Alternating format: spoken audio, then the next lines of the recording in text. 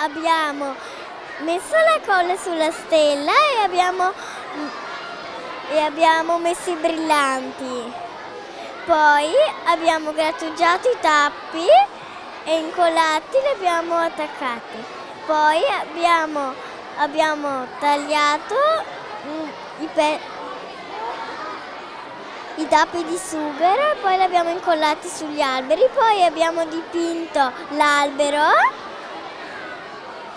e poi la maestra ha messo la stoffa come vestiti a Giuseppe e a Maria e a Gesù e poi abbiamo messo un po' di paglia. Safno da sempre ha un occhio di riguardo per le giovani generazioni e per la scuola. Il concorso Decora Natale va in questo senso?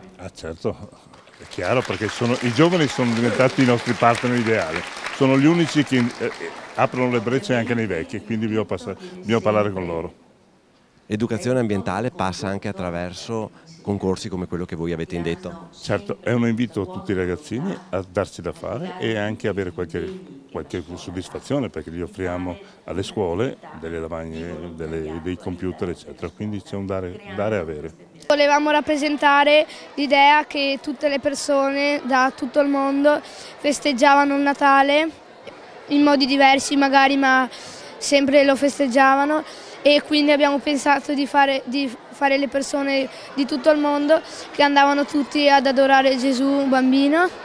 L'abbiamo fatto tutti, anche le persone di altre religioni, e l'abbiamo fatto dividendoci in gruppi, utilizzando sempre materiali di riciclo.